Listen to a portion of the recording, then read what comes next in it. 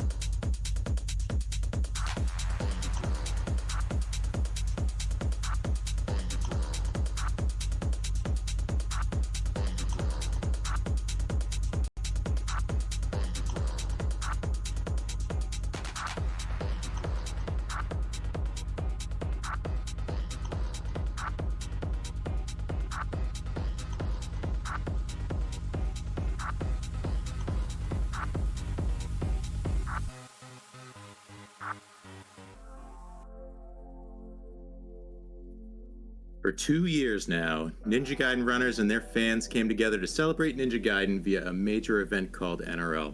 With NRL sadly not taking place this year, the desire for other major Gaiden events became clear, and with that, tonight, we're going to see Night 1 of the Gaiden Cup. Inspired by another sporting event where two teams come together and compete in match play, the Gaiden Cup is bringing two captains together to battle for the opportunity to draft a team of Ninja Gaiden runners that they know will bring their team to victory. With that said, hello everybody, I'm Zarkonis, your co-host for the Gaiden Cup, and with me tonight is the producer and esteemed host of this event, Razul. Razul, how are you tonight, sir? I'm doing very well, Zark. Welcome in, everybody. We hope to bring you a lot of excitement tonight, and it is an honor to be working with Zark, and I gotta say, it's a dream come true to be able to present an event of this well thought out magnitude. I mean, we really owe a lot to Zark for coming up with this event format for this concept, and I hope everybody is in for a really fun evening, because I'm feeling pretty excited. Zark, how are you feeling? Yeah, I'm pretty pumped for this, and it says a lot about our community where people can bounce ideas off of each other, and there's so many different degrees of talent and creativity and interest to work together and ability to, constructively think of ways to maximize an idea, and that's how this idea came together. We come up with some ideas, we bounce things off each other. One person comes up with something that's really exciting and different, and it just explodes into something bigger than we could have ever imagined. And so, I'm glad that I'm able to be a part of this, Razul. I'm glad that you're able to be a big part of this and drive it, and others that have helped come up with ideas, and the excitement that has been generated around it, the number of runners that we have. It really is a dream come true. I'm pumped for this, and the fact that we could make it a 2-night event to continue to build the hype, and this night is almost going to be as good as the race night, because tonight is going to dictate what the teams are, what the matchups ultimately are. It's going to give us an idea about these two runners. First, we get to see Squall and KB race against each other. How awesome is that? Well, we are going to, it's a rare treat when you get to see these two runners of these high caliber going head to head for, a pretty nice prize here. And we are going to finally put to bed the myth. We're going to debunk it, Zark, right now, once and for all, that KB and Squall are not the same runner. You're going to see this isn't just a doubled over stream. You're going to see a real nice competition between two good friends that are right next to each other on the leaderboard. So I'm hyped up. I'm hyped up for the Ninja Gaiden community, and I'm excited to see not only what happens in this upcoming race, but to see what comes up in the draft, because there's a lot of different directions our captains can go. So why don't you tell us a little bit about the format of this event, Zark, since this was your idea? Sure. So before we get going, I did see some comments that our sound I might be a little low. If folks just want to check in and make sure, or just let us know that I am good, and Raz will be able to adjust accordingly. But otherwise, I'll just move forward. So yeah, basically, this idea kind of came from the concept of there's another sporting event called the Ryder Cup, where there's two teams, they're international opponents, and they come together, they match people up, and they, whoever wins gets a point for their team. And knowing that we didn't have anything formalized and structured like that in this community, or at least I haven't seen it since I've been here, it just seemed like a really cool way to bring people together. And the cool thing about it is it's going to allow for everybody to just do one race. They're likely going to do a race against somebody who's at their level. So we're going to see 13 nearly even matches, and the winners of those are going to determine which team wins ultimately. But yeah, so to take a step back, we're going to have two teams led by two captains. Our two captains are Knucklebuster and Black Squall, and tonight they are going to race, and the winner of that race is going to get first pick. And we're going to do a draft. There's 24 eager runners ready to be a part of each of their teams, and seeing where they land on the draft board. And what we're going to do is we're going to do a snake draft. So whoever wins the race tonight is going to get pick 1, and then the next person will pick 2 and 3. The first captain will pick 4 and 5. The next person will pick 6 and 7, and so on and so forth as we make our way down the list. Ultimately, that will allow for pretty even teams, but the person that wins tonight gets to dictate terms on how that's going to play out.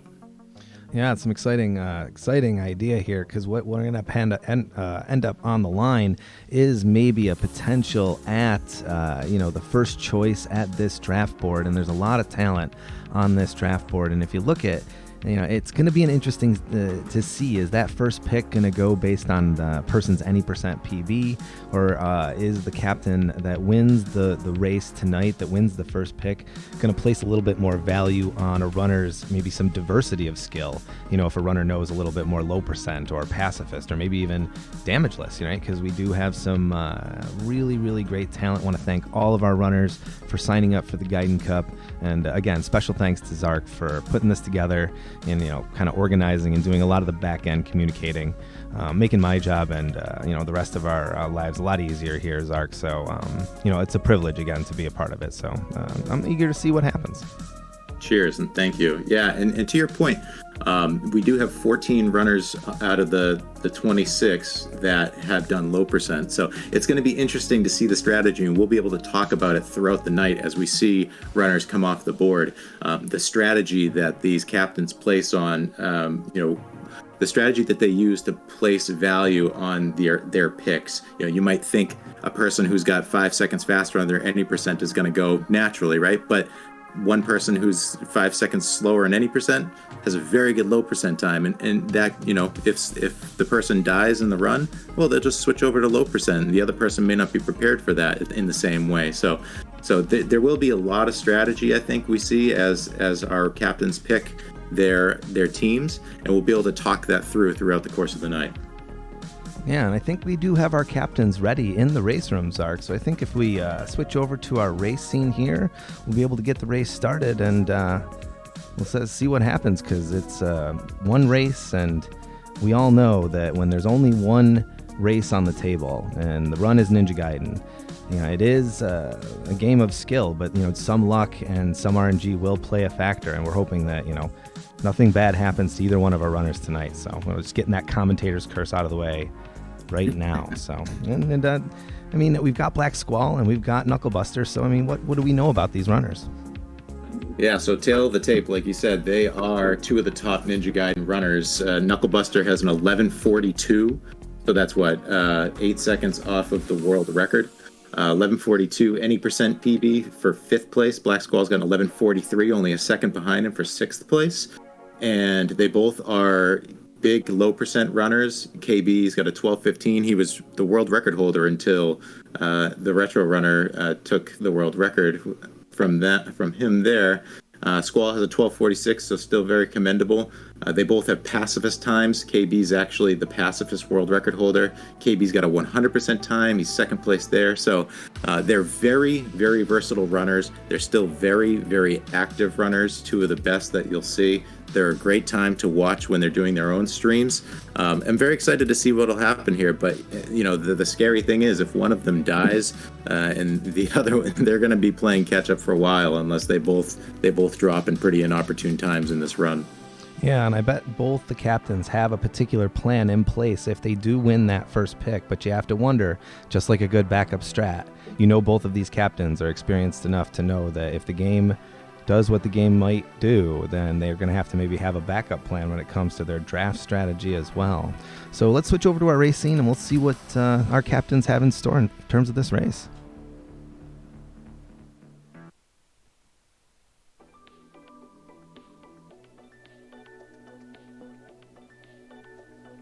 All right, we got Knucklebuster on the left and Black Squall on the right.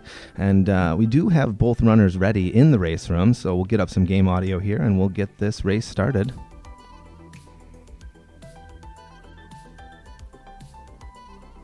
Yep, this should be very exciting. These guys, like I said, are very active runners. They run a little bit differently. So KB is more a swag style runner, where you're going to see him do things that you wouldn't typically see in a run. Like, someone like me, I'm a much more vanilla runner. I try to stay on the tracks that the experts have carved out for us. And KB has certainly created his own tracks, and he likes to make it look really good. So I think we might see maybe a little bit of swag from him, but there's quite a bit on the line here. There's no reset here. If he wants to pick that perfect team, he's going to want to make sure that he gets it done. And sometimes the swag can introduce a little risk. Squall is a little bit less risky, but anything can happen. So, with Squall's less risk does come a lot of consistency. And, he's also got some of the best ladder climbs in the game. So, that's something to keep in mind if these guys are close. The ladders could make the difference. All right, we do have some game audio here from Knucklebuster. And both of our runners are ready in the race room. We've got a 90-second warning for our runners. So we should be seeing this race start. And the winner gets the first pick here. So it'll be winner take all. And we're about to get started. So I don't know. We'll have to see what happens.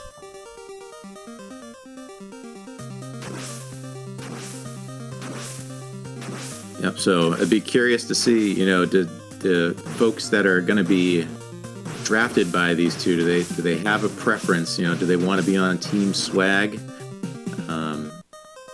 And it's also curious too, how the next couple weeks will play out. Will our two captains here be dedicating quite a bit of their time jumping into people's streams, offering advice, trying to see if they can help their runners improve beyond what their PBs currently are, and help them nail down some of those areas that are challenging to them? I mean, they do that anyway. Squall, KB, Edo, people like that, helped me ultimately get to where I got to just by feeding me constantly, feeding ideas, feeding ways to do things better.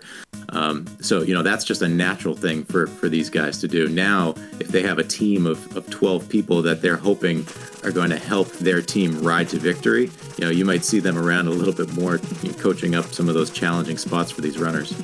Yeah, and once we see these teams settled, it will be interesting to see which matchups these captains do end up selecting. So, without getting too far ahead of ourselves, though, they're going to have to get past the bat in 4-1. And I don't know if Knucklebuster's going to go for Eggs Benny, but he is known to go for it. In the last NRL, he kind of made sure he went for it in most of his runs. Yeah, will we see butt clench tonight? That's a good question. Yeah, as far as I know, there is no gentleman's agreement in the race room to go for butt clench Cliff. Just to let everybody know.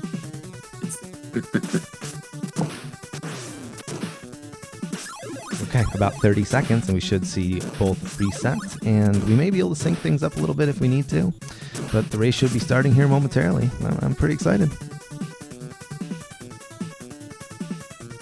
Yeah, our captains, while they're only doing one race tonight, have a full night ahead of them. Not only do they have the pressure of trying to beat one of the other premier runners, but then they have to try to draft a team better than them. And I mean, the great thing to note is that we have so much talent across the board in this competition. A lot of people around the same times. There's pockets or there's groups of people around the same time. So, we're going to see a nice balanced team structure overall in the end. And again, to kind of build off of Razul's point earlier, a PB doesn't tell the whole story. Someone may be playing at this point much better than their PB suggests, and that could ultimately lead to someone getting a PB in the next couple weeks that is more in line with that, or just playing even more consistently when race night comes up. So, that's something that these captains are going to have to think about when they're making their picks. And if they've been watching some of these runners closely, they'll know who those people are, and they can make those value picks. Also, always interesting of note, we've got Black Squall and Knucklebuster right next to each other on the leaderboard in the any percent category. But Knucklebuster does play on hardware, and Black Squall is one of the top emulator players. So always kind of an interesting thing when you kind of think about these race scenarios. But both seasoned veterans of the game, a lot of race experience from past events and racetime.gg. So this race is about to get started. Knucklebuster's first submission to SRC was in March of 2020. Squall's first submission was in August of 2020. So they've both been playing this game, and they've probably been playing it much longer than that. But in terms of posting runs, they have been doing it since 2020. and they've obviously carved out an incredible path since then. All right, we got a countdown in the race room. About 5 seconds. We should see them reset shortly after that.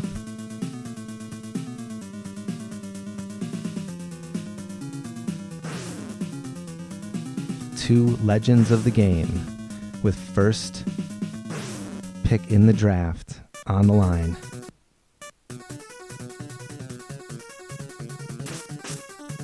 All right, kind of split the difference there.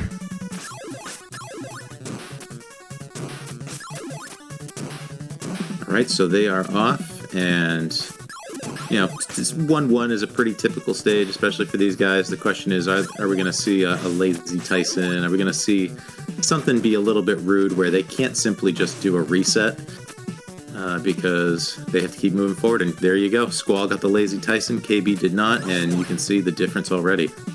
Yeah, Squally with some bad luck right out of the gate there.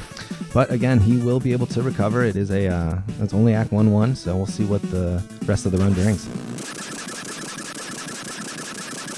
Both of our runners here into 1-1. KB cleans up nice and quick. Squall does the same. They're both practicing their wall climbs here.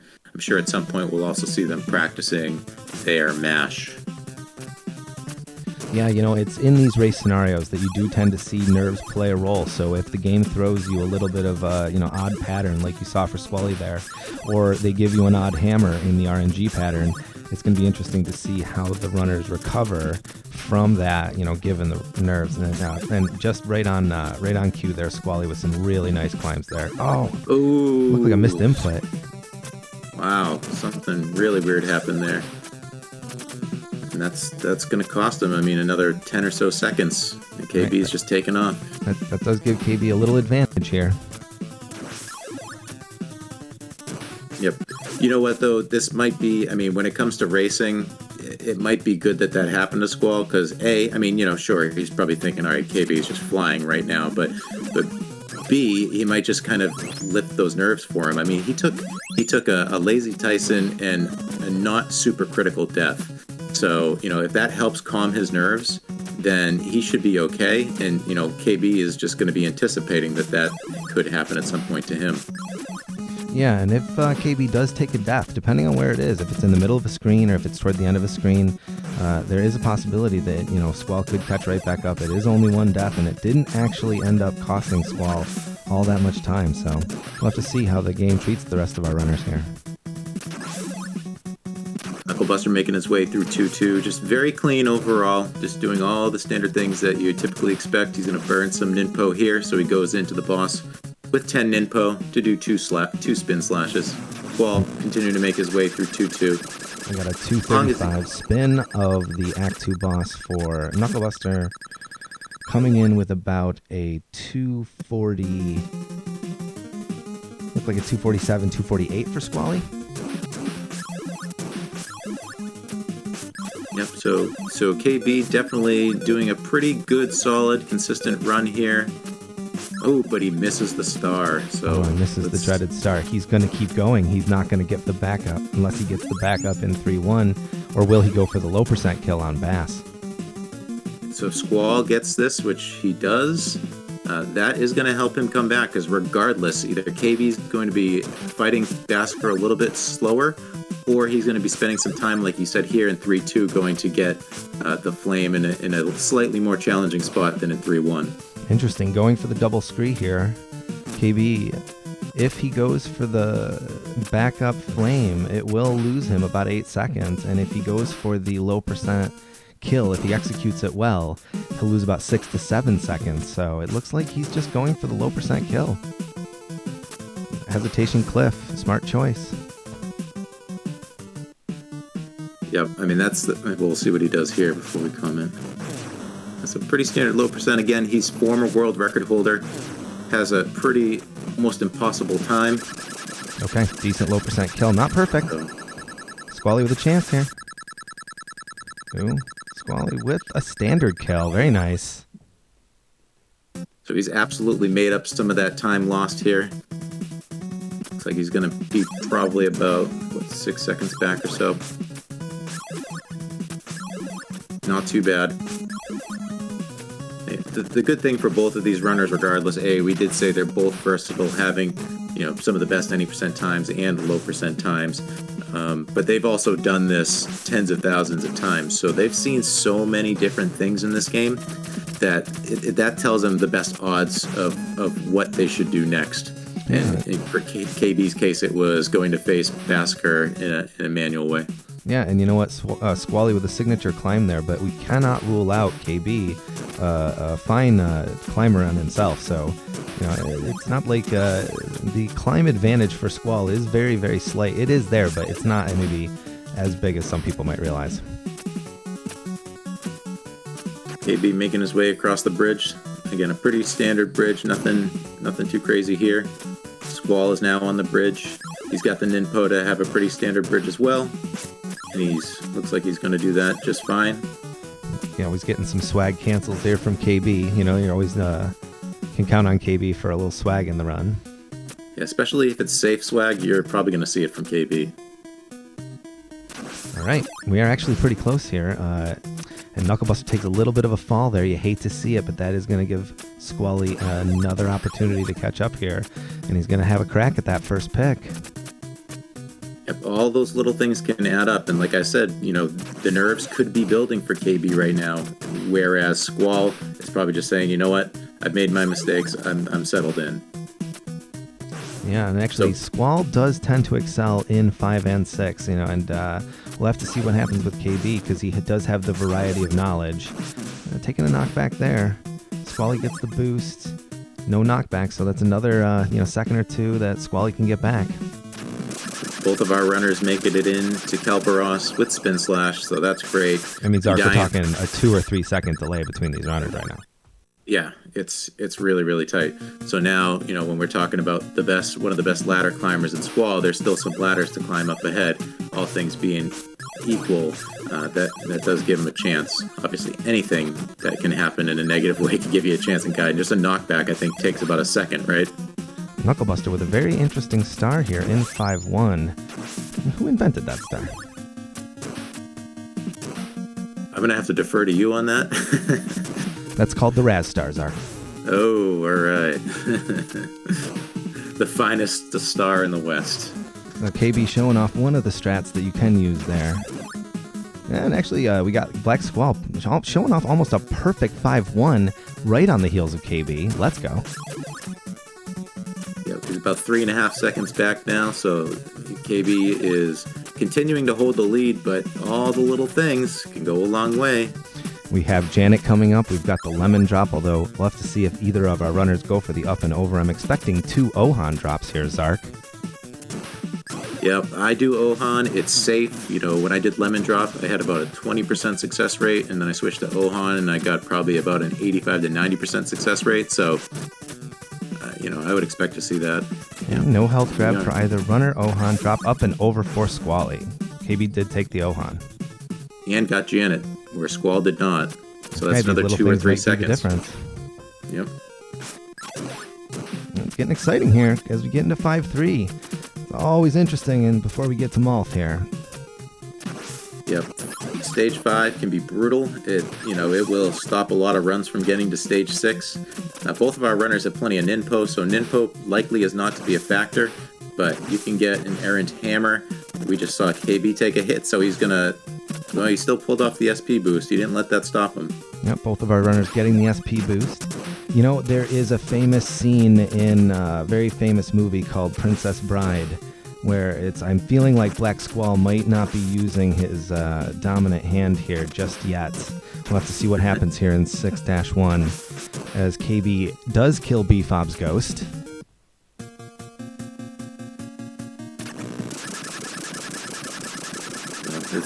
This is really, it's really very close, tight. Sorry, it's really close. This is the race that we wanted. We didn't want any overdramatic deaths that take up 40 seconds and have someone run away with it. We wanted it to be close. Here we go, guys. I tell you, it's a good demonstration of what the Ninja Gaiden race can do to a runner. We have KB, who has not taken a death, who has had, not the cleanest run.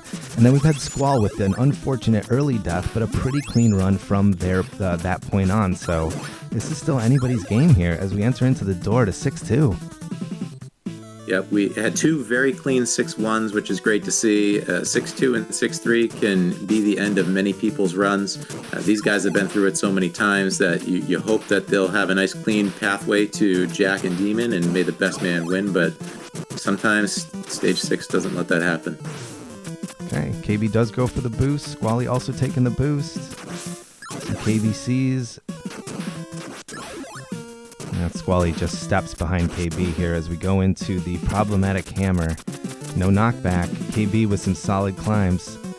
Ooh, and Squall with having an unusual little problem with that long ladder. Yeah, it's almost as if the screens were swapped there, but that gives KB a little bit of an advantage going into 6-3 here, all things being equal. Okay, we've got exit boosts from both runners. This is going to come down to 6-3 in the Demon's Arc. Yeah, it very well could. There's still some tricks that can be pulled off here. We do still need to see the bird boost. We don't want to see anybody mess that up. Ooh, Squall recovering pretty nicely there. Yeah, unfortunate pattern. He did have a veteran backup there, though, so he's still in it. Boy, can you imagine if on race night we're tied 6-6 and it comes down to these two again? KB going for the pickle boost. Squally skipping it, and it actually only saves about 0.3, so shouldn't make a difference here. Squally a little hung up there. All right, KB electing to skip the health. He's playing very clean. He's going to go for the boost here.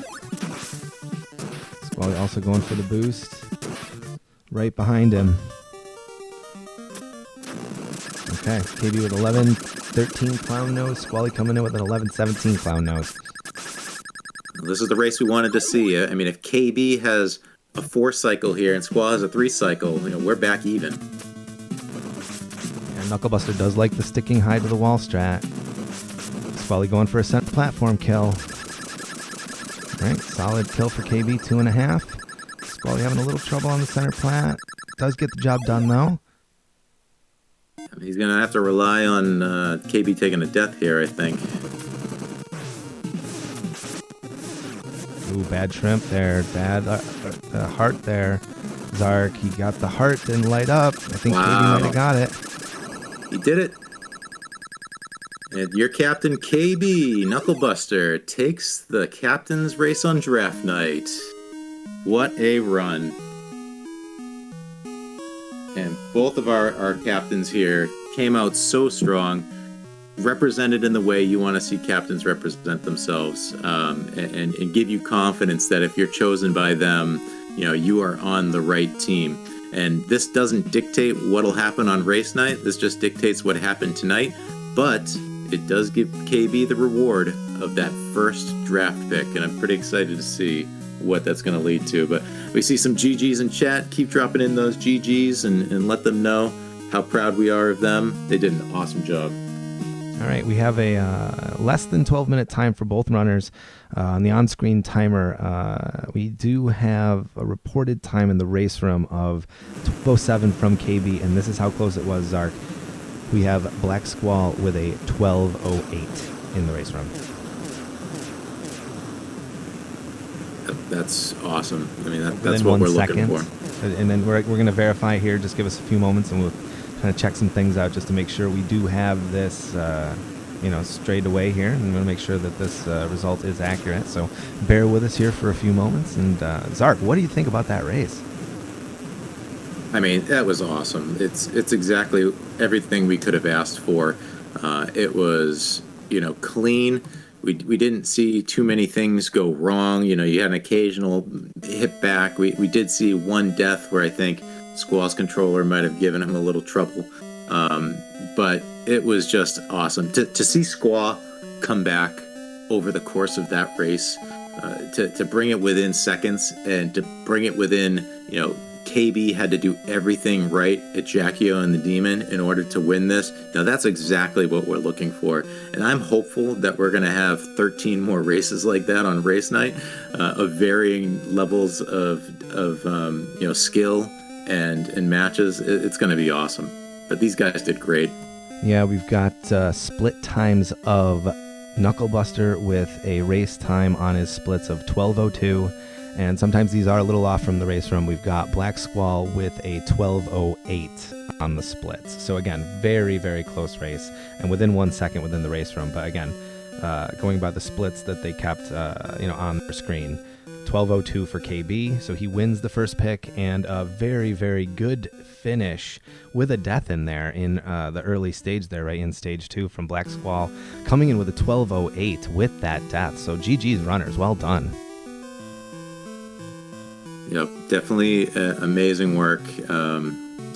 And that's just the first part of tonight. Now it's going to be exciting to see these teams get drafted. Yeah, so I think what we'll do is we will give these runners a small break, short break, about 3 to 5 minutes, just to kind of regather, kind of collect their thoughts, because now that the first pick has been settled, we'll have KB choosing first in the draft. Once our captains are ready for the draft, we'll come back and we will draft our runners and we'll set our teams. So stick around. We shall return very shortly.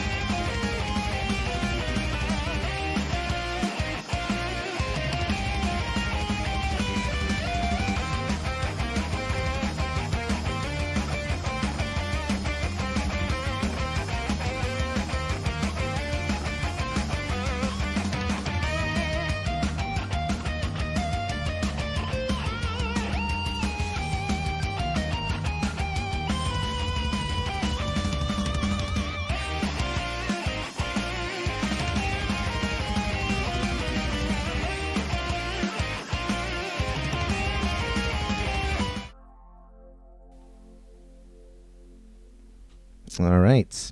We have returned. What an exciting race that was. And after a short break, we wanted to make sure our captains had a little time to gather their thoughts after that very close and very exciting race.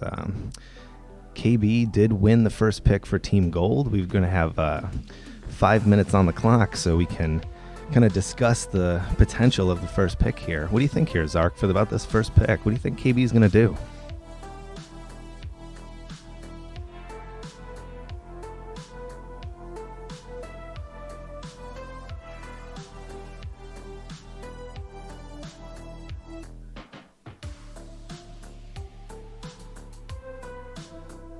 Really makes its entire way down the draft list. And it's going to be, it certainly makes his life a little bit easier, picking exactly who he wants on his team, his deputy, if you will, and then and kind of just, I guess, lead the way in terms of this draft board. So, it's really interesting. I know we've kind of talked about this a little bit earlier, but there's several blocks here in terms of the times that people have. You have your top runners, the 11.3x, 11.4x. Then you get into the high 11.5x's to low 12s. You have your 12.0x, 12.1x, 12.2x, 12.3x, 12.4x. We have runners from all of these levels of skill throughout this list. There's 26 total runners, including our captains. So 24 esteemed runners of the Gaiden community, all working hard, and some of them have been PBing recently as well, whether it's their any percent or their low percent. So people making a case that you should pick me a little earlier because I'm going to help represent your team best. Yeah, my apologies there, Zark. I think I may have not, they may not have heard you right at the very beginning there. Zark was saying about how, now that KB has won the first pick, there's a number of different directions that he could go. So, and then he kind of heard the rest of, Zark's expert analysis of those potential directions. So, we still have 3 minutes here. I mean, it's kind of hard to say here, Zark. I mean, if it were me, it'd be hard to, turn down Pensive Moose as that first pick because, he has such a strong PB. A former, the time that he spent, chasing the podium, grinding it out. I mean, we know what he's capable of. He has some of the fastest times on racetime.gg. So, I mean, it's such an attractive pick. What do you think? Yeah, I mean, when you have Peyton Manning on the board, you tend to choose Peyton Manning. So, that's certainly a very tantalizing choice, but there are others here at the top of the board. There's Edo. If you think of the 11.55 through 11.55 through 12 minutes here, you have Edo, Fabricator General, Christine, Nate 2K Hacks, and Beta X. Those are some of our other top runners too, and a number of them are very versatile with multiple categories run. So some of them have been running nonstop, so there's a lot of consistency there. And if you know that these folks are good at finishing runs, that's something you got to consider. Some folks aren't fanatics of racing and may feel the pressure of racing, and that's something they have to keep in mind. So, picking Moose would be a nice, easy pick in terms of known, established skills and experience. But there's other runners here too that could definitely be that first pick. I mean, it's just so hard to say. I mean, again, what do you value, right, in a race? We know Moose brings some race experience, and we know that, like, Squally, KB, Edo, Beta X Complainer, variety of categories under their belt in addition to that race experience. So, without a minute or just over a minute here before the first pick is due in, it's going to be exciting to see which direction Knucklebuster goes in that first pick for Team Gold. Yeah, I'm looking forward to this because this is definitely going to set the stage. And after this, Squall is going to get 2 picks. So, this is a pretty big pick for KB. He's going to want to pretty much guarantee that the person that he's picking is going to win that race before his final race with Squall. So it's a huge choice. I mean, every one of these picks is so important because each one is potentially a point for your team. And, you're going to want a collection of talent on your team. So, it'll be interesting to see what that first pick will be. Absolutely. Well, Zark, I think we have it. I think the pick is in here. All right, with the first pick in the Gaiden Cup draft, Team Gold has selected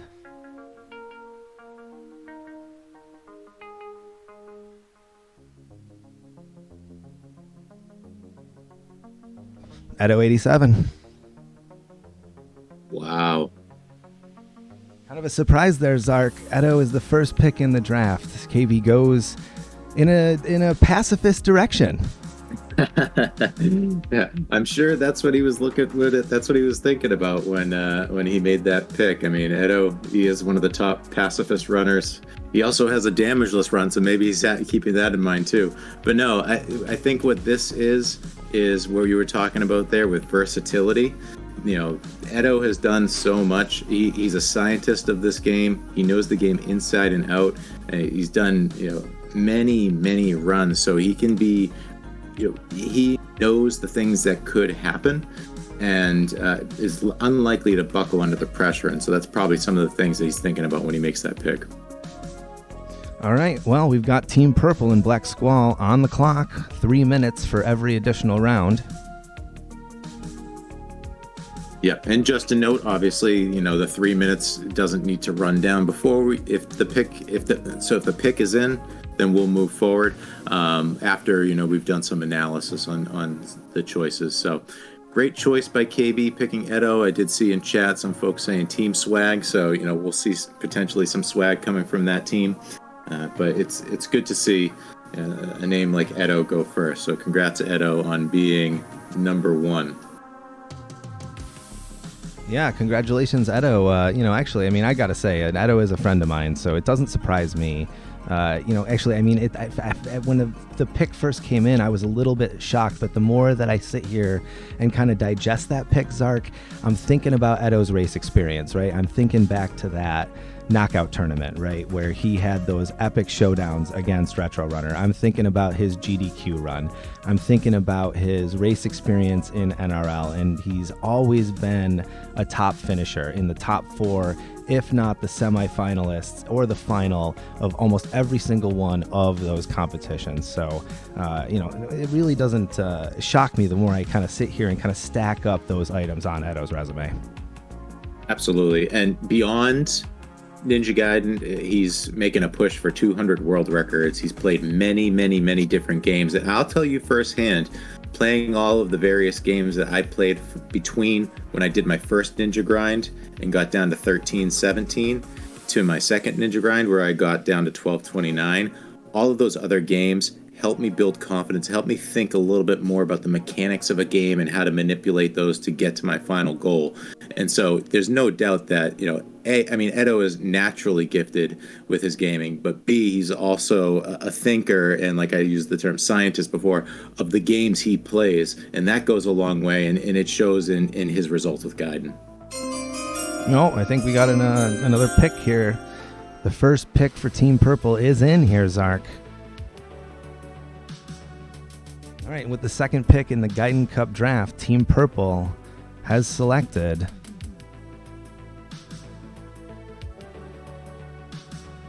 Pensive Moose. Congratulations, Moose, on being the second pick in the draft. Well done. Yep, that's a great value choice. I mean, Moose coming in with an 11:39. He's third place all time, the third fastest run in Gaiden history, or third fastest runner in Gaiden history. He's got a 1309 low percent, so he has done low percent. So if he does end up taking a death, he still knows what to do to make it through. So he's a very obvious high value pick here. Great choice by Squall. Yeah, coming in with that any percent experience and a lot of race experience. Top finisher in the NRL the last few years. Coming in with a lot of casual race experience, but as we know, a work ethic second to none, which is why he's achieved the things that he has in Ninja Gaiden. So, if you're looking for pure Ninja Gaiden talent at the top of the draft board, Pensive Moose is a surefire bet. I mean, like, starter on day one, probably going to be, that anchor on your team, knowing the strength that he brings in this game. So there isn't a single area in the run of Ninja Gaiden. Like, I can say even for myself, there's times where my climbs aren't that good. I know for a fact that my mashing will only ever be so good, but you can't identify an area of this game that Pensive Moose is weak in. So, a value pick in that second spot. Yep, and he continues to grow, he continues to learn, he continues to put attempts up, and he continues to improve. His mash is one of the best out there. So if you're going into Jackie-O and the Demon racing him, you're just going to have to hope something goes really wrong, because if it goes right, he is going to win that race. Yeah, and you cannot make a lot of mistakes against somebody with the resume of Moose. So whoever matches up against Moose is going to have their work cut out for them, I'm sure. Okay, it looks like the next pick for Team Purple is in.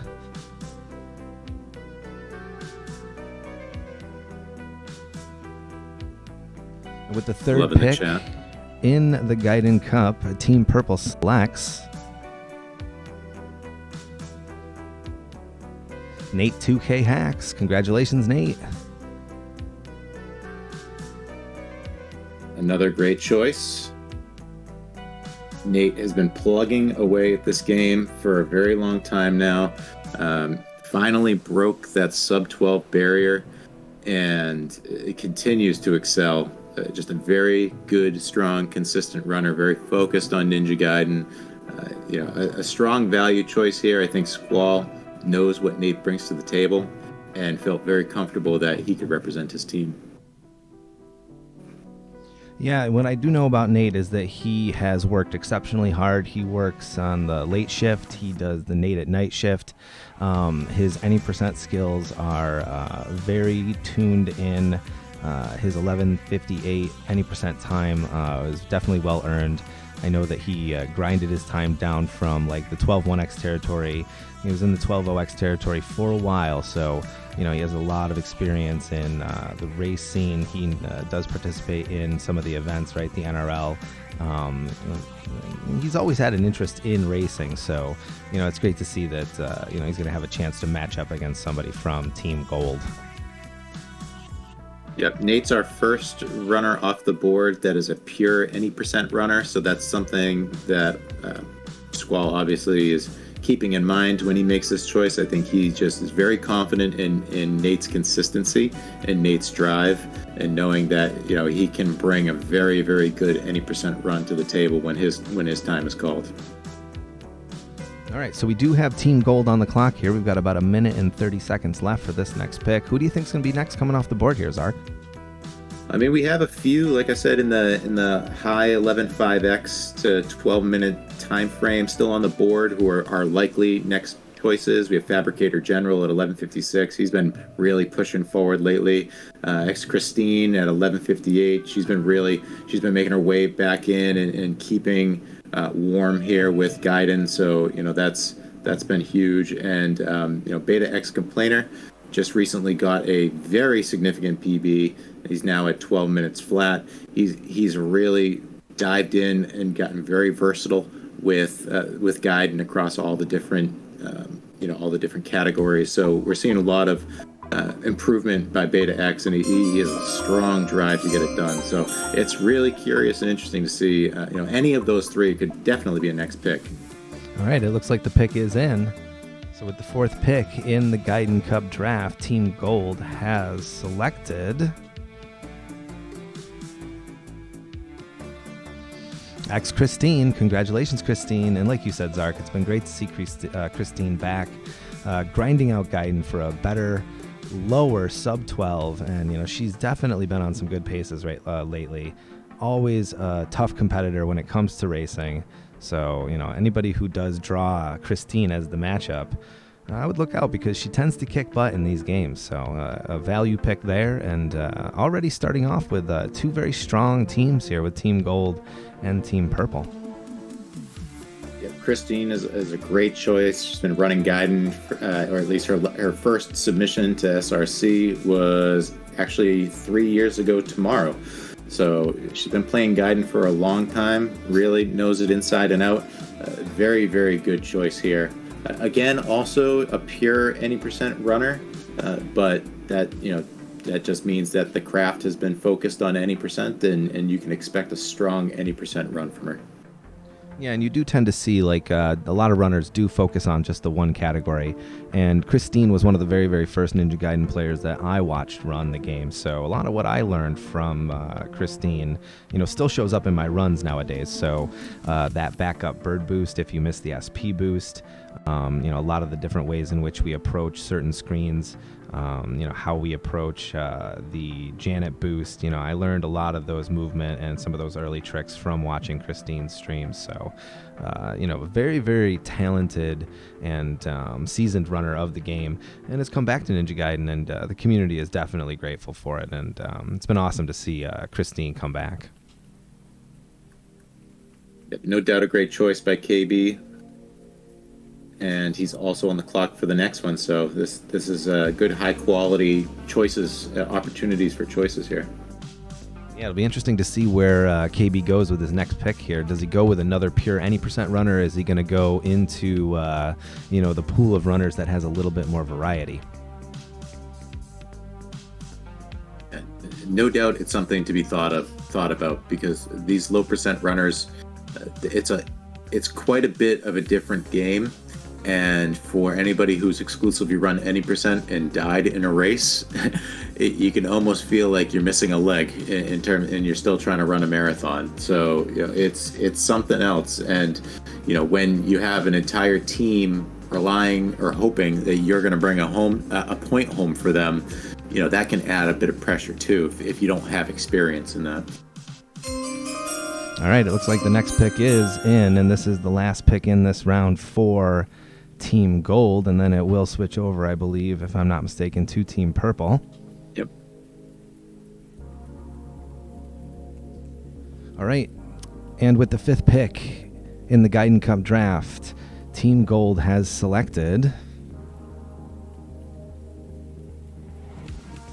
the Fabricator General. Congratulations, Fab. What a power duo to choose in that round for Team Gold, pulling Christine and Fabricator off the board. Nice job from Knucklebuster there. It's going to be interesting to see how Black Squall responds. What do you think about that pick, Zark? Yep, that is a great pick, picking Fabricator General. I mean, he was stuck at 1201 for a bit, 1202 I think actually, for any percent, and was just pushing, and next thing you know, we're sitting at 1156, and it's something else. I mean, Fab is awesome. He has a pretty unique controller setup, and it's pretty cool watching his runs and seeing how the different style of controller plays into how he plays. But he's unreal. 1156 for any percent. Just recently got that a few weeks ago. He's fresh, he's strong. It's a great choice for a nice, consistent runner that you can guarantee is going to represent your team well on race night. Yeah, and actually being able to pull both of those runners off the board in the same round, I mean, I'm not so sure that we're going to see 2 runners in the same round, right, that go with that level of talent to Team Gold. I mean, if you're looking at Team Gold, we've got Edo, Christine, Fab.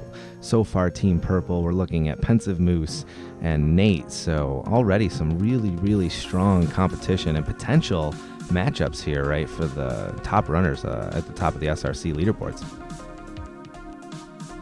Absolutely. And yeah, I mean, we're making our way out of the 11x runners for any percent times, making our way into the 12s, and this is where you build out that depth. My favorite football team has a coach that is known for building out the depth on his team, so that when the top runner goes down or the top player goes down, you have someone that can step in and suitably get the job done. And while that's not going to be something that comes into play here, what does come into play here is having enough knowledge about these runners so that you can make the right choices. People that may be playing better than their PB, they just haven't pulled it all together quite yet. Knowing whether or not they're comfortable with racing and all of these things, it's going to play a big part. So while the top runners, it was pretty obvious that they would go off the board in some sort of way that was similar to this. it's going to be interesting to see how our captains choose the rest of our runners. How well do they know these runners? How comfortable are they with them? How sure can they be that these runners are going to get the job done? So, it's going to be pretty interesting from here on out. All right, the next pick is in. It'll be interesting to see, is Black Squall and Team Purple going with another top any percent runner, or are we going to get somebody with some more different category experience? With the 6th pick in the Gaiden Cup draft, Team Purple has selected Beta X Complainer. Congratulations, Beta. What do we know about Beta, Zark? Well, I've grown up on Twitch with Beta X Complainer. He's awesome. He's a really, really good Gaiden runner. He's versatile. He plays other games too, but Gaiden has largely been his bread and butter. He and I were making our way towards license at the same time, and he got it first and then never looked back. And, quite frankly, he has just been on a tear. One of the big things about Beta X is he is very, very versatile. He has a really good low percent run, 1321. He's 4th in pacifist with a 1439. He's 5th in 100% with a 1653. But, the big thing is the low percent and the pacifist. And, you might not think pacifist is a big thing on the surface, but there's so much strategy and understanding of the game that goes into running pacifist successfully that it does play a large part. And because you're playing pacifist, you're doing quite a bit of low percent on some of the areas as well in the game. So, it's a good pick, a very solid pick. And I think Beta X is going to represent Squall's team very well. Yeah, I think a good point in that he has pacifist experience, so he can deal with frustrations of the game. He has low percent experience, so he has a lot of backup strategies in case the any percent route, which is, of course, the fastest route, which many of our racers will rely on. I do like Beta's chances, if the run goes awry. So Beta, strong choice. If the run's going well, he's going to probably finish with a time sub 12:10. And if things go a little bit wrong, then he's going to have the low percent experience and the pacifist experience to bring him to the end of the game with still a respectable time. So if the other runner he's matched up against has some similar problems, it should still yield a good competitive chance for the team to earn that point. It'll be interesting to see the next runner that comes off the board here, right? Because it's the last pick for Team Purple in this round. There's still about 1 minute and 15 left on the clock. Who do you think will be next to find a home here? Yeah, so looking at the board, your next few names in terms of any percent PBs, which is a reasonable barometer for who is likely to be off the board. Fongers would be a pretty good choice. He's at 1209, the last of our 12OX racers. And then you start to see people like Gustavo Shrapnel, Sideswipe, Beard Strength. Our remaining licensed runners, Vigo, the Carpathian, are our remaining license runners. And again, this is where, are some of these runners playing better than their times? Because if they are, you may want to choose them over what might seem like the obvious choice. All right, it looks like the last pick of this round is in. Team Purple's pick has been sent up to the podium. And with the 7th pick, the lucky number 7th pick in the Gaiden Cup draft, Team Purple has selected Fongers. So Fongers coming off the board there pretty early here. Zark, what do you think about that pick? Yep, it makes sense. He is a really good runner. He's been putting quite a bit of time into Gaiden recently. He is very dedicated to the Gaiden craft. He the other night had, I think it was a low 12OX pace going. And just, of course, Gaiden being Gaiden, enough things went wrong that it pulled it away from him. But, those are the runs that tell you he's playing better than his time. And that suggests that even if he doesn't say PB in his race, he's certainly going to license in his race, barring anything crazy happening. So, that's a pretty comforting thing if you're one of these captains, knowing that these top runners, regardless, they're going to license in their race, if not, be close to their time.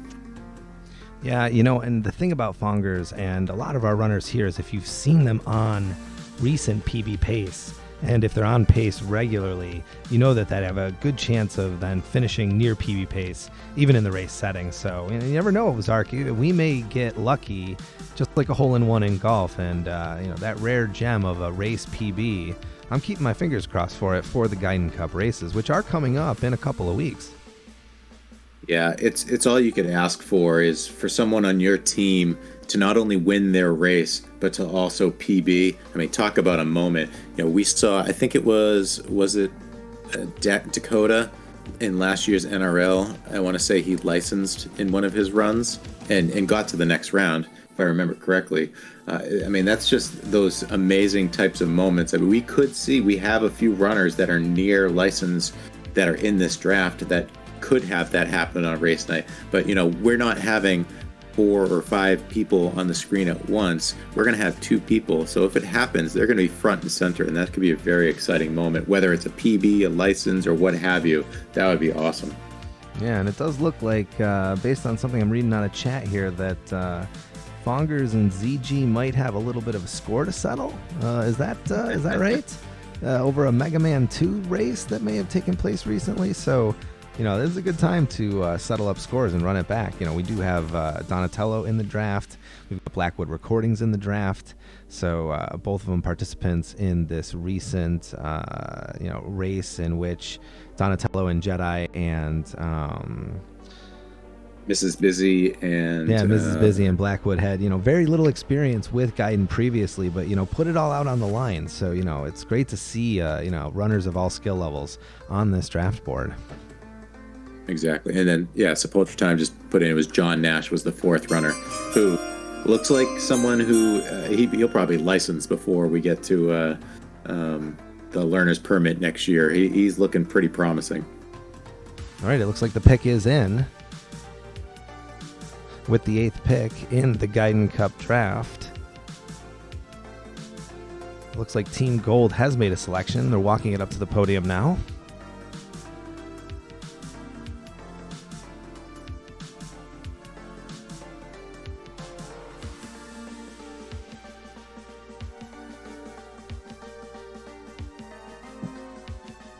There's some discussion about the pick here.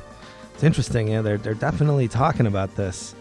You can see that this has caused a little stir in the chat between the captains here. This is interesting. This is an interesting pick here. Can't wait here, Zark. Yeah, Lord knows the rivalry between these two. Can only imagine the conversation taking place.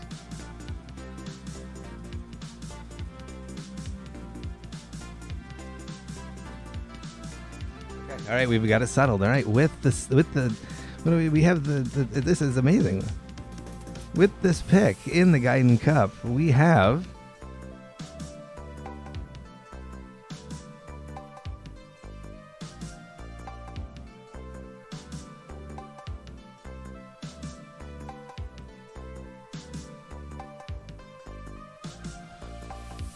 Gustavo. Congratulations. Gustavo Shrapnel, great choice. I know, and this is going to be controversial here. As you can see in chat, this was not supposed to happen, Zark. This is betrayal of sorts.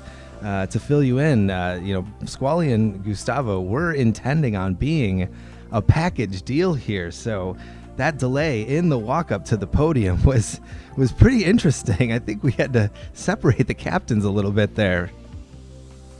Boy, that's something else. I've been hearing for the last several weeks, Nate 2K Hacks and Gustavo Shrapnel are a package deal. You pick one, you got to pick the other. And we did not see it play out that way. And now they are on separate teams, and this could make for a really interesting battle here. Okay, but just next pick is in. Yeah, Goose is a great pick, though, and we'll talk about him after this.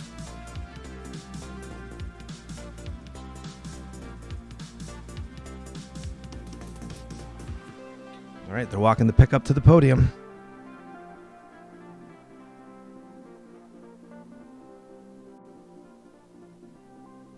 All right, with the 9th pick in the Gaiden Cup draft, we have for Team Gold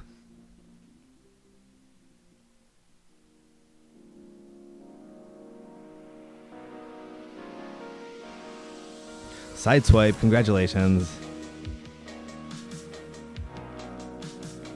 All right, Sideswipe, great choice. So both Gustavo and Sideswipe are off the board. Gustavo's got a 12-17. I think he's got an unofficial 12-16, and definitely playing a little above his PB weight. He's been playing, 12-0x to 12 low 12-1x territory in his runs. He's got a nice, solid 1332 low percent run, so definitely a great choice with Gustavo Shrapnel. He licensed shortly after I did, and he hasn't looked back. He said, "I'll see you later, Zark. I'm going to keep this going." Sideswipe, a great choice. He's got a 1220 PB. He hasn't PB'd for a while. It's been almost a year, but that doesn't mean anything. He keeps up with the game and is very strong and very knowledgeable of the game. He's also got a 1530 low percent, so he does have some low percent experience, so that should bode well. So KB making sure to take some low percenters off the board. Yeah, and it's interesting to see the talent that's been left on the board here. Still some good low percent talent there with Beard. We still got Vigo, a licensed runner. We've got a very talented runner in AK. The aforementioned Blackwood. We've got both Becky and Axel, right, of Drupacious on the board. ZG hasn't yet to be taken, so still a lot of interesting choices here. It'll be interesting to see what direction you go next. I'm surprised Beard has fallen a little bit out of the top of the first couple of rounds here. Kind of interesting to see where he ends up.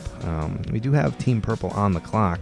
What do you think, Zark, and what direction do you think Team Purple is going to go next?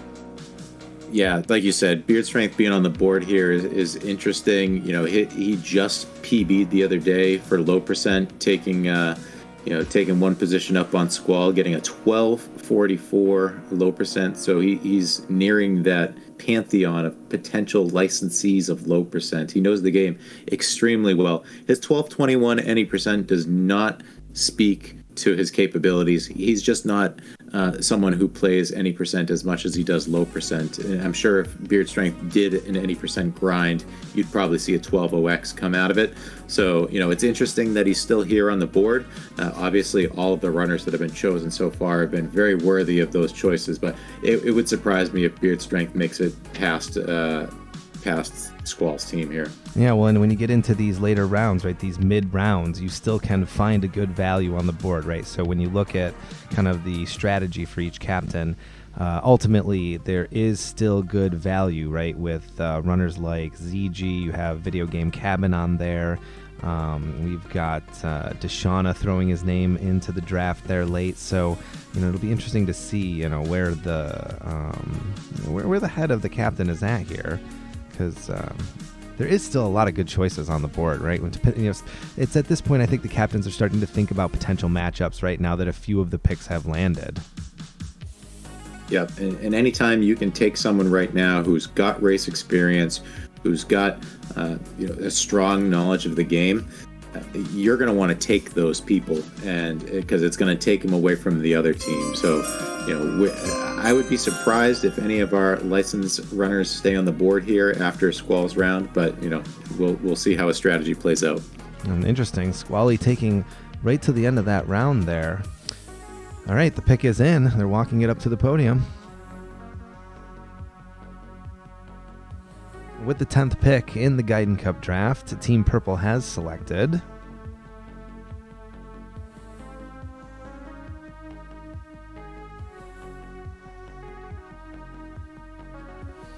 all right, we did get Beard Strength there. We were talking about him, and then Team Purple scooped him right up there. What do you think about that pick, Zark? Yeah, to me, that's an obvious choice. Like I said, he could have gone in any of the last 4 picks. So the fact that he fell here, I think, is a very big boon for Squall. Again, for all the reasons I mentioned, he's one of the best low percent runners in the game. If he really wanted to push hard, you could see his any percent time drop dramatically. He could be a sub 12 runner any percent wise if he wanted to be and put in the grind time. So, Beer Strength going here, great choice for Squall. Very, very high value choice. Holy cow, that pick came in quick too. Squally wasted no time on that pick. He saw a name on the board that he liked, and he went for it, right? So Team Gold is now on the clock.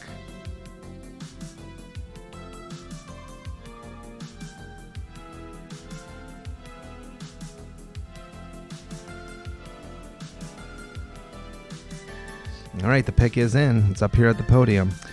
And with the 11th pick in the Gaiden Cup draft, Team Purple has selected Vigo the Carpathian. That's a good choice right there.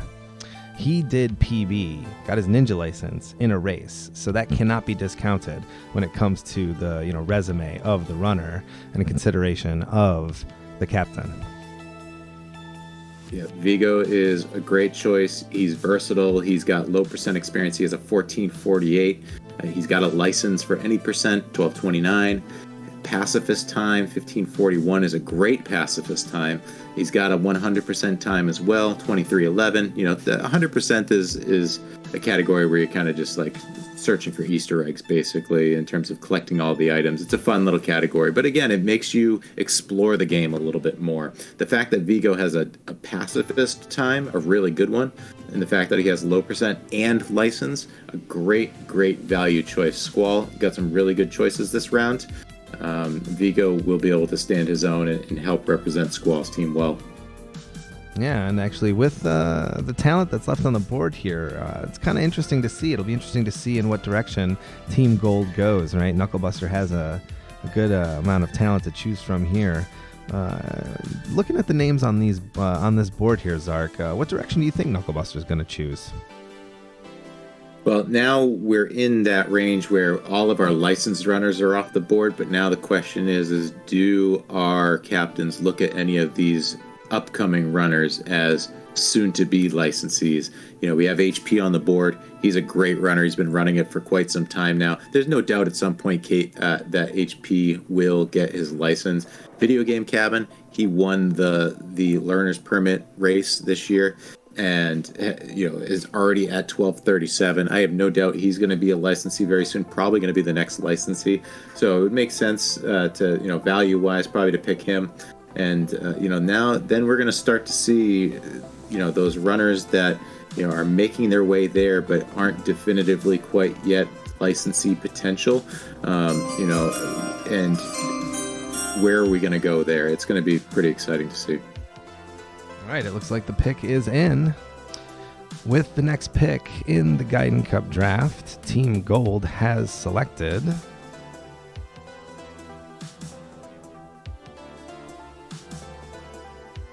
Heart Prestige. Congratulations, Heart. And HP, definitely a great choice for all the reasons we mentioned. He also has been doing low percent recently. He's got a 1549, keeping that ball rolling. He's kind of drawn more to low percent lately than any percent, but that's only going to help his any percent skills as he understands the game more. So great choice here. He has race experience. He has unfortunately beaten me before in a race, dubbing himself the Race King after that.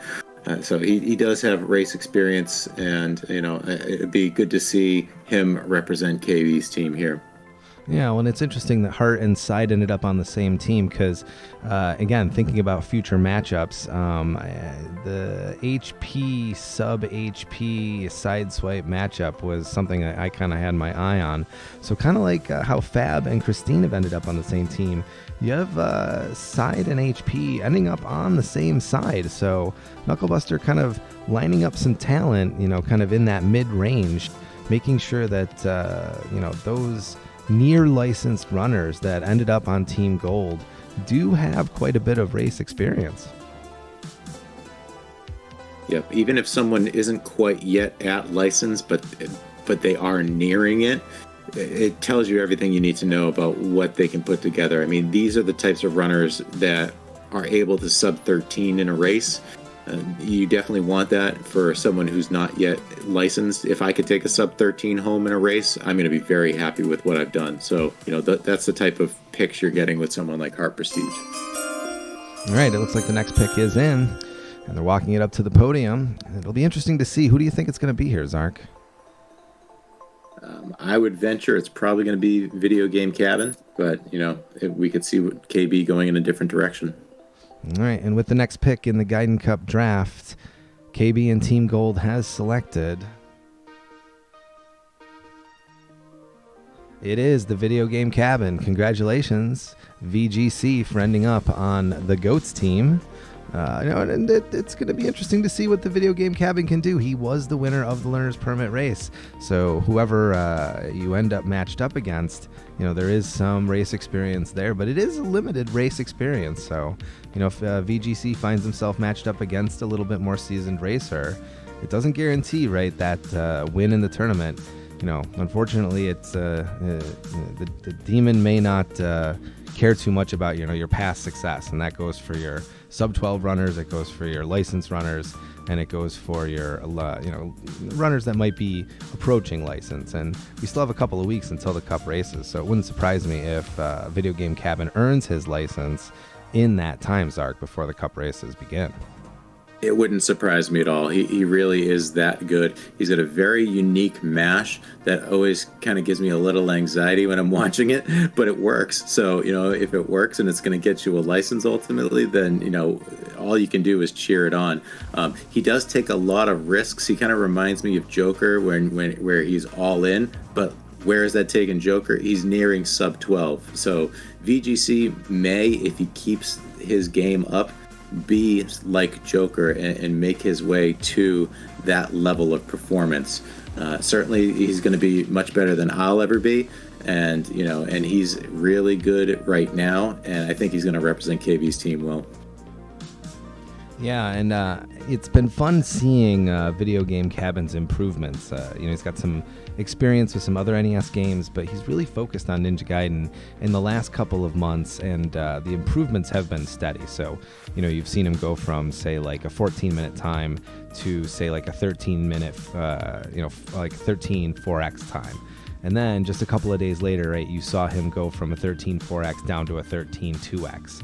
Pretty close after that, about a week or two later, he was already sub 13. So that kind of improvement, you're getting a quality runner with some good talent on Team Gold with that kind of, recent success in the game and improvements. Yeah, he's awesome, and I only expect that the license is coming soon for him. All right, with about a minute and 40 seconds left in this round, we've got Team Purple on the clock. It'll be interesting to see. There's still a lot of talent on the board and what direction the team will go. I think we see the Dead Guy, still a good choice here. We still have the couple team of Drupacious and Axel Foley. It'll be interesting to see if they end up on the same team, or will they end up racing each other on opposite teams. With both of them available in the draft, it'll kind of be up to the captains to see if that's a potential matchup that they want to think about for the future. And it looks like we do have another pick in. This is where it's going to be, this is where it's really up in the air. It could be anybody from here on out. This is where you build out your depth the most effective way possible. So I don't really have any sense other than a general sense based upon people's times. Yeah, and it's interesting to see here what direction Team Squall, the purple team has gone here.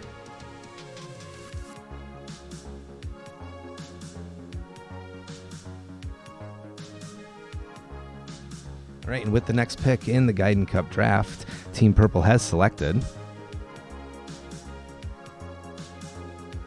Axel Foley. Congratulations, Axel. So the first of our couple team, Axel, has been picked and is going over to Team Purple. Interesting. Axel is a good choice here. He's got a 12:45 any percent time. He did get that over a year ago, so he's been chasing that next PB, but he has been playing from time to time. He did recently run in the learner's permit race, so he's pretty well warmed up. Axel's the type of runner, he plays other games really well. He's got some really good times where if it just comes together, he's going to have a very seriously strong PB. And so a great value choice here. Certainly one of the better times for our remaining runners. And, that's obviously Squall knows what he's getting with Axel and has made the choice accordingly. Yeah, and actually, chat makes a good point here, right? Pointing to Axel's race experience, as you pointed out, knowledgeable in other NES speedruns, Blaster Master, Ninja Gaiden. And we know the Blaster Master run is a difficult run bringing that experience, right, with a frustrating run, a complicated run, to the Ninja Gaiden community, and has really been doing a good job kind of grinding his time down, right, and getting his time into the 12 4x range. So another one that is very, very likely to improve his PB in the next couple of weeks, if not in the cup races themselves. So if I had to pick a person that I think is likely to license in one of these upcoming races, Axel would be high on my list. Strong choice, strong depth choice here. Squall made a good move. Yeah, Squall with some really good value here in the later rounds, right? Getting Axel, kind of this late in the draft, and still some very, very good talent on the board. All right, looks like Team Squall and the purple team is ready to pick their next runner.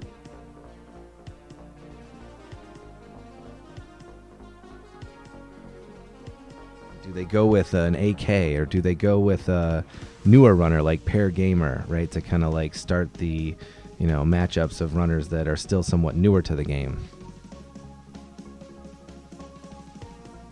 Yeah, they could have a lot of different reasons for why they choose the runners that they choose at this point, and they would all largely be very valid.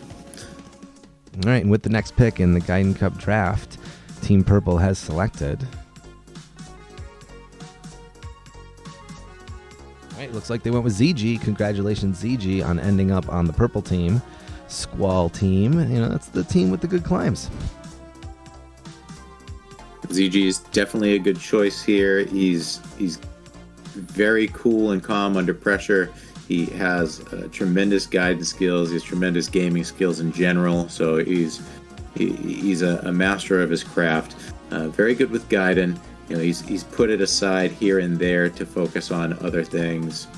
He's been very focused on retro achievements lately in lieu of speed running, but he can derust very quickly. He still would warm from the learner's permit races, where he did quite well. Unfortunately, he was not able to win the learner's permit races, but he did well. And it's a good value choice because Squall knows that ZG does not buckle under the pressure. He's very focused and is a great runner overall. Well, and the thing too is that when you pick a runner like ZG, the versatility of experience, like you said, going for those retro achievements, bringing a lot of event experience, bringing a lot of different experience with the NES speedruns and other consoles that ZG experiments with, right? Those runs all build a runner's experience level, right? When they have to kind of like boil down their skills into like a single run like the Ninja Gaiden run. When you're presented with the challenge of one race, it is a lot like those retro achievements. And one benefit of pulling a runner like ZG onto Team Purple is that Squall keeps him out of the hands of Knucklebuster and Team Gold. So, it does end up bringing value to your team, but it also then takes value, right, that could have been picked in the next round by the opponent. So nice job by Team Purple, and Squall is the captain of that team, pulling some good value out of the last part of that round, right before they went off the clock. Absolutely. Yeah, so we still have a lot of talent on the board here. Deshana has our lowest time with a 12:43, and Deshana also has a low percent time, so there's certainly quite a bit of value sitting there for KB if he's interested in that. And then we start to make our way into the 13s, and we'll talk about those folks as we see them start to come off the board. All right, and the next pick for Team Gold is in. It'll be interesting to see where they go with this pick. And with the next pick in the Gaiden Cup, Team Gold has selected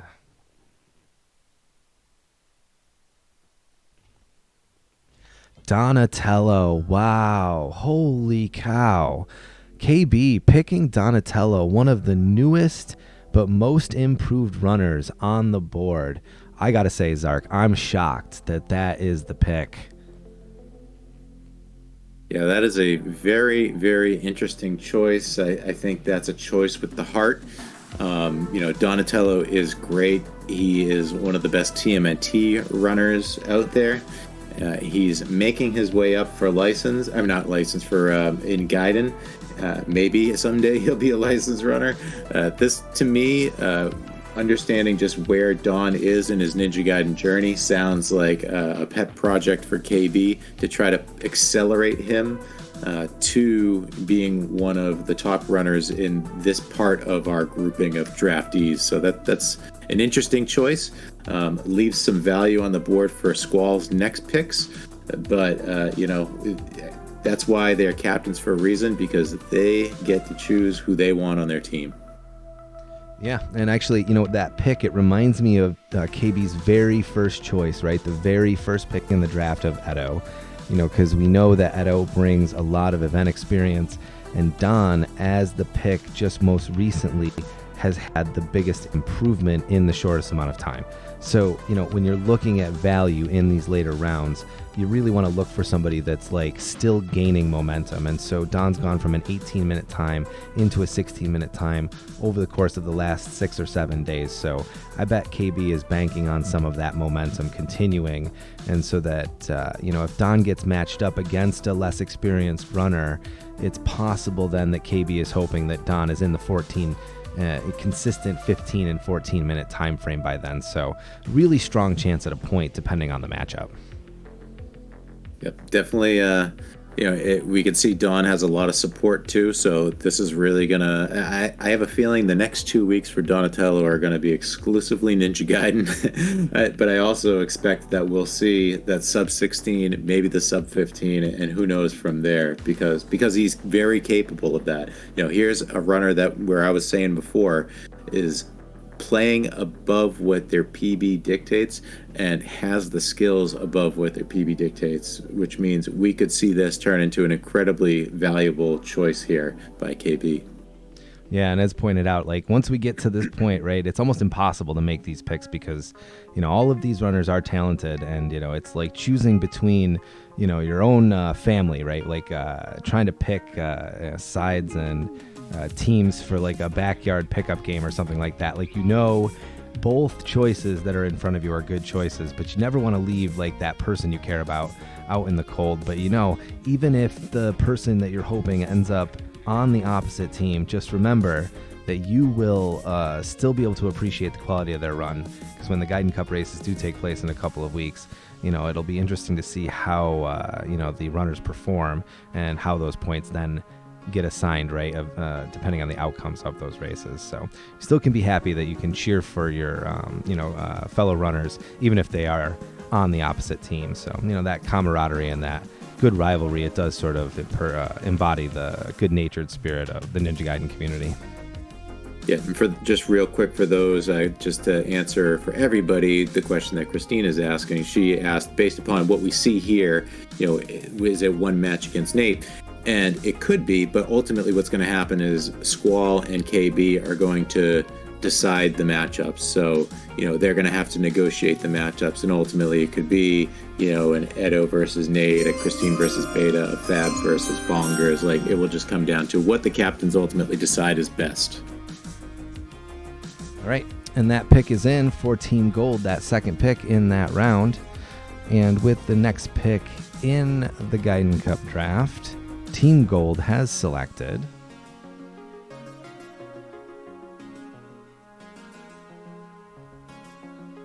Deshauna. Wow, Deshauna comes off the board. What a surprising round from KB. Yeah, that was very interesting. I mean, Deshauna is the right choice here, the last sub 13 runner. I was surprised that Deshauna went after Donatello, but in the end, Deshauna did come off the board this round in KB's hands, so it makes sense. Quality choice. 1243 with a 17-12 low percent. No question, getting the most value off of the board in terms of current PB times. Yeah, and looking at the talent left on the board, Zark, who do you think might be in the sights of Team Purple now that Team Purple is on the clock? Yeah, I mean, Squall, it would make sense to focus on any percent times now, because now you're going to start to talk about people that are, while very good, they are still learning their journey, their Gaiden journey, and learning the ropes, and just because of that are probably likely to take a death here or there in the run. And so the question is who is least likely to take that death, or least likely to take a critical death? And so it's going to be really important that whoever they choose, they feel very confident that, you know, those types of things are going to be mitigated. These are the people that, you know, if you're floating around, if you have some time, you might want to float into their stream and give them some advice to mitigate those things, because that's what Squall and KB and Edo and others did for me, and it changed my gaming. So you know, there's a few 13-1X runners on the board that would make sense. Thumbros has been consistently improving. Retro Dad Rocks, while new to the journey, is consistently improving. But we have some experience on the board here, and you might want to go for experience over times. All right, it looks like the first pick in this round is in. And with the next pick in the Ninja Gaiden Cup, Team Purple has selected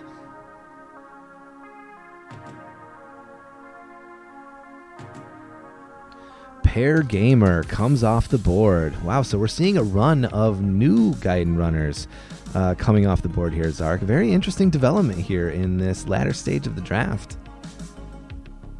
Yeah, Pear Gamer is a good choice. You know, it seems interesting where we have some sub 14 times still on the board, but Pear Gamer has been improving very quickly, and you know, just recently got this PB. Looks like just over 2 weeks ago, or a little less than 2 weeks ago. So, you know, it's an interesting choice, but it is a good choice overall. And it'll be interesting to see. Pear Gamer is one of those ones that over the next 2 weeks we may see PB improvement. So pretty significant PB improvement. So it's you know, I think, you know, here's Squall's pet project alongside KB's with Donatello, and we'll see who puts together the better pet project in the end.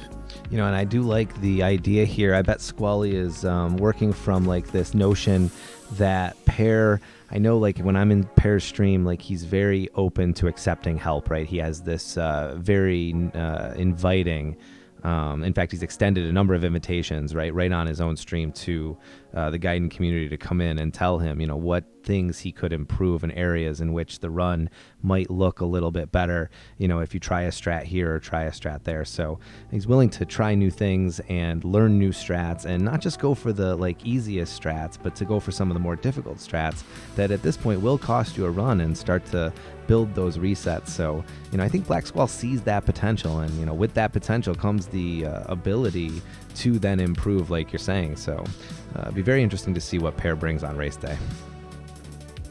For sure. Okay, and we do have the second pick in this round in. They're walking it up to the podium now.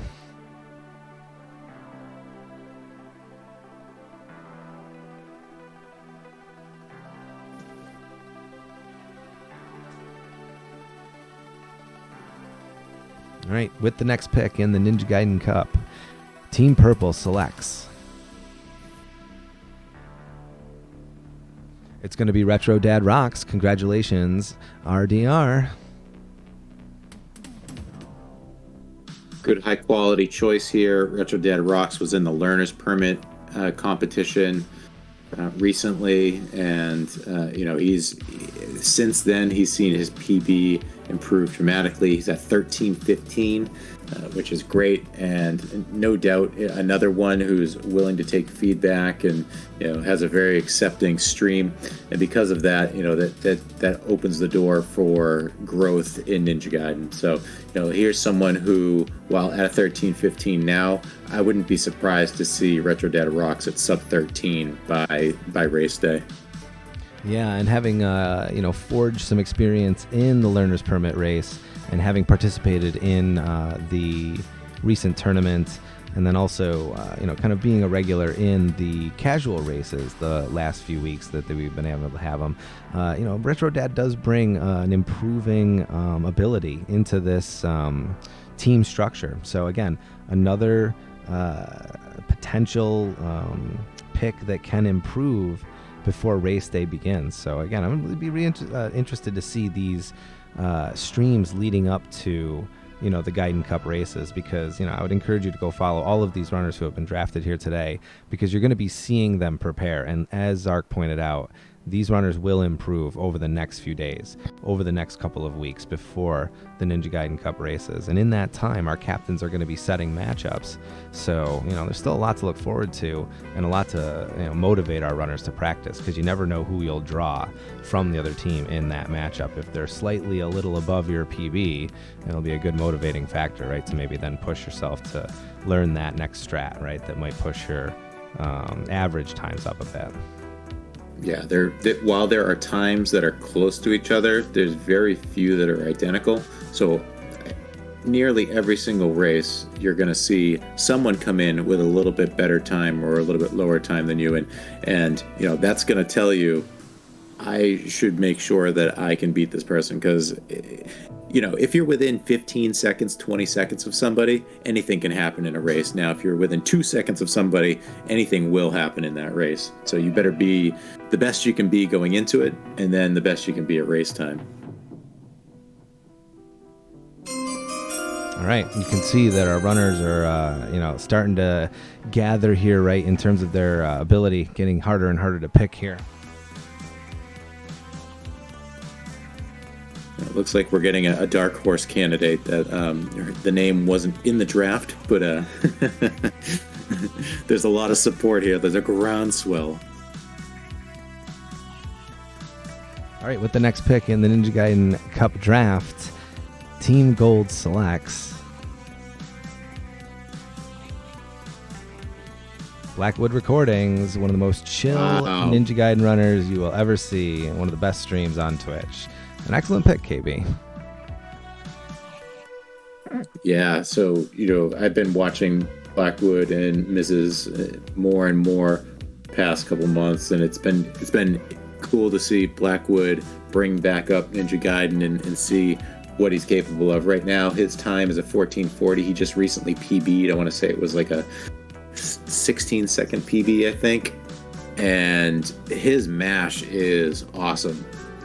So if Blackwood puts in the time and puts in the practice and just gets moving through the run over and over again, the same way Mrs. did over the past month, we could see him be sub 14 without a doubt by race day. He is that good. He is that capable, and this is a good choice. Well, I do know that Blackwood was eager to dust off Ninja Gaiden after winning the Spin Slash wood tile giveaway from Retro Runner Stream, and a huge fan of the game, and a huge supporter of all of our streams, and a great streamer and wonderful musician, and just person to hang out with in his own right. When you see the work that they've put into the Gaiden run, into their Mermaid runs, into their contributions to the community in their music, it is a treasure to be able to share in their talents. And we're just so fortunate to have Blackwood Recordings be a part of this draft. And KB is lucky to have an addition like Blackwood Recordings to the team. So congratulations, Team Gold. Yeah, and I'm just gonna drop in chat my missus as well. Mrs. Busy icons or emotes. She's my jogging partner, as you can see. So you have to jog with Mizzy. It's very important. Yes, yes. All right. 4 names left, and they're all really good runners. Like, there's no last person who's 8 minutes behind, and they're not a great pick. Like, whoever comes off the board last is a high value pick for that team. So this is a great remaining 4 here. Oh yeah, there really is no pick left on the board that it wouldn't be a good quality pick. So that's the hard choice of the runners now, as we see this round beginning with 3 minutes on the clock.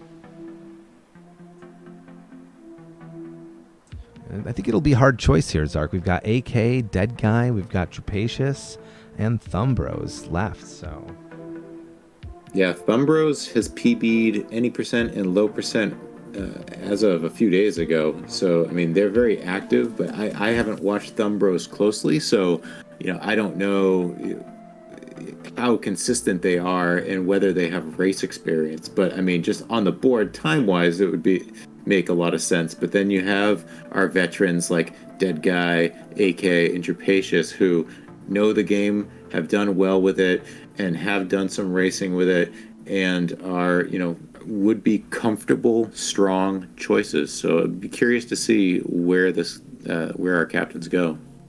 All right, and that pick is in for Team Gold. With the next pick in the Gaiden Cup draft, Team Gold has selected. Looks like it's going to be Thumbros. Congratulations. Well done. So like I was saying, good high quality choice in terms of the current PB on the board. Our second to last person that has a low percent time that was on the board, and they have a good low percent time of 14:55. So, when I get into low percent, that's a time that I'm going to be proud of. So that's something to say here. Alongside a 13:11 any percent time, good solid choice with Thumbros. Yeah, and we do know Thumbros recently returned to the game and has put up 2 PBs, like you said, low percent and any percent, within a couple of days of each other. So I know Thumb is having a good time with the game, and that will most likely continue as the Cup races approach. Yeah, I wouldn't doubt the fact that Thumbros is working on any percent and low percent and seeing results there. I wouldn't doubt that we could see a sub 13 before race day. Yeah, I think we'll see a lot of these runners continuing to make strides. It'll be interesting to see what strats will they maybe implement, because 2 or 3 weeks isn't a very long time to learn a bunch of new strats, but you might be able to identify maybe one new strat that could save time. Skipping the tail comes to mind, but of course it does bring in a lot of risk, right? If your runners are gonna skip the tail or cut the tail. Zark, I don't know about you, but I try not to cut the tail even in races, but there's been a few races where I may chicken out and still have to slice that tail down. Yeah, I look back to my race with Fabricator General. It's like, could it have been a little different if only I had cut the tail? But instead, I was being dumb and skipped the tail because I was racing Fab, and Fab obviously got the job done because he is awesome. And I was not. But, in a race setting, I prefer to cut the tail. But, I don't know. It's just whatever's tickling my fancy, I guess, at the time. All right, the next pick is in for Team Purple. And with the next pick in the Gaiden Cup draft, Team Purple has selected... It's Drapacious. Congratulations. Oh, that's a good pick for Team Purple. It is.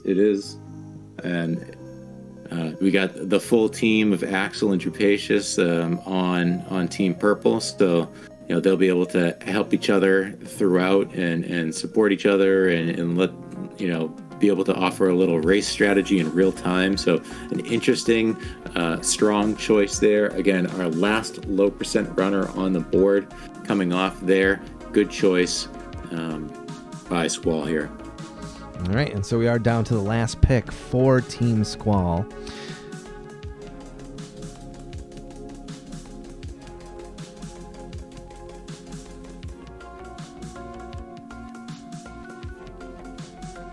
Looks It'll be interesting to see, will they go with AK or the Dead Guy?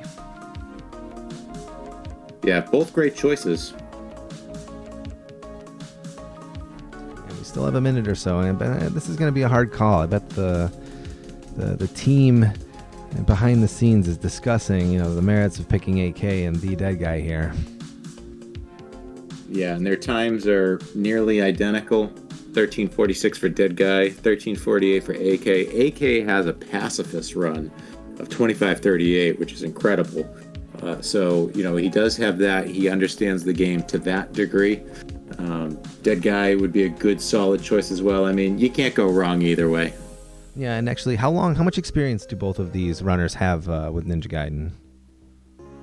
So Dead Guy's first submission was in December of 21. So he's been playing it for quite a while. AK's was in July of 22. So he's been playing it for a little bit under a year. So Dead Guy definitely has a little bit more Gaiden under his belt overall in terms of how long he's known the game and been around the game, at least as far as I know.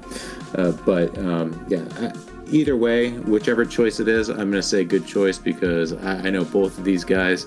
I know I've seen them both play Gaiden, and you can't go wrong either way. AK has an incredible mashing ability that I certainly would never ever be able to emulate. It's probably just below that tier of Moose and folks of that caliber. It's really, really special. But Dead Guy, when he gets in on a run, he is very consistent and solid. So we'll see which way he goes. All right, taking the full round there. Really, really tough decision here. Last pick for Team Purple. The pick is in, and the final pick for Team Purple, which will, of course, determine which of these runners goes to Team Gold. And the pick for Team Purple is... it's going to be AK Potatoes. Congratulations, AK, for becoming a member of Team Purple, chosen by Black Squall. So like I was saying, AK, great mash, no pun intended, and a very, very solid runner. It's a good choice here, and I have a feeling that he'll be very well warmed up come race day, and is going to be very well representative of this team. All right, so that moves the Dead Guy to round out Team Gold, captained by Knucklebuster. Yep, there's no shame in being the last person when you have 26 great runners. Dead Guy, again, I think he's going to represent KB's team well. Him coming off the board last, that's a high value person to get last. So, it just goes to show the quality of all of our runners here. All right, so taking a look at these lineups, we've got Team Gold, captained by Knucklebuster, who won our captain's race and got the first pick in the draft. And that first pick was used on Edo 87. And then we have Christine, Fabricator General. Gustavo, kind of a surprise pick, coming on Team Gold. Sideswipe and Heart. Looking at Video Game Cabin and Donatello, along with Deshauna. Blackwood Recordings. Thumbros, and the Dead Guy. And it's looking like Team Purple is made up of Pensive Moose, Nate 2K Hacks, I'm sorry about that. Beta X Complainer, Fongers, Beard Strength, Video Game Cabin, Axel Foley, ZG, Pear Gamer. We've got Retro Dad Rocks, and we've got Drupacious, and AK Potatoes, rounding out our purple team, Team Evil. Purple Statue, of course. Sorry, Squall. This has been a very good draft. Thank you to all of our runners, and thank you, Zark. You want to tell the people a little bit about what's going to be coming up next? Yeah, so over the next 2 weeks, you have to imagine that all of these runners are going to want to bone up and get very comfortable with their race strats and be ready for race day. Our two captains, Squall and KB, they're going to negotiate with each other what the matchups will be. Each of these racers is only going to have to do one race. Again, their race is going to count as a point towards their team, which is pretty cool because that means, two 14-minute runners, their point is going to matter as much as the two 11-minute runners. So everybody's race matters. And then come race day, we'll see the matchups. We'll try to make sure the timing works for everybody. And, we may adjust accordingly in terms of, when matchups happen throughout the night. But we'll be starting at 7 p.m. Eastern Time on Sunday, May 21st. And, it's likely to be a 4 to 5 hour event, but it's going to be a good time. And so, we hope that folks will be there for as much of the event that they can be, obviously during their race time. But then afterwards and beforehand to cheer on their teams and cheer on their favorite runners. And if you're not on a team, pick a team and cheer them on. But make sure, obviously, it's all in good faith. We're cheering everybody on, because all this is another fun event for all of our friends to enjoy some Ninja Gaiden. Yeah, and that does wrap up our draft and our Captain's Race event. But I do have a surprise for our viewers here, Zark. We are going to be offering some casual races on Friday and Saturday evenings leading up to our Cup races. So anybody who wants to get a little race practice in, just show up to racetime.gg and go ahead and join the races. Streaming will not be required. And you can practice if you want. Now, you may not get the matchup that the captains want to see, but you just might get the matchup that the captains want to see. So if you want to get a little race practice in, stay tuned on Fridays and Saturdays, because we'll be doing some casual races leading up to all the important races that are going to be taking place on Sunday, May 21st, starting at 7 p.m. And I want to thank Zark for coming up with an awesome format, a team-focused event here for the Ninja Gaiden community. And I'm really looking forward to seeing what the captains do with these teams. These are two very, very talented teams, and we know that the captains are going to create an excellent set of races for us. And so cheers to you, Zark, on a wonderful idea that, again, it's a blessing, and it is a dream come true to be able to participate in these community events. And I'm looking forward to seeing what the future holds. What do you think? Great work, Rezul. It's awesome to be teaming up with you and the folks that have been sending us ideas and all these various things. I mean, this is exciting, and now it's in the hands of the community to get ready and put on a show, and we'll be here to just enjoy it with you. And thank you for making this community possible. Rezul, thank you for making tonight possible, and I'm looking forward to this event and all of the others that come following. And in addition to our special thanks to Zarkonis, I want to thank Blackwood Recordings for the Gaiden Cup website. And stay tuned, because coming up in the very near future, we're going to have more exciting Ninja Gaiden action. But that is all for now. And remember, if you didn't PB today, it's fine, Zark. It's no big deal. It's fine. It means we'll just be a couple of days older when we do finally have some cup races. So we hope to see you all then. Thanks for participating. Thank you for lurking. And thank you for chatting with us today. I think we'll close out with some information about the Gaiden Cup, and make sure you go and follow all of these amazing runners and check out their Gaiden Cup preparations. And we will see everybody for the Gaiden Cup races. But for now, so long. Good night, all.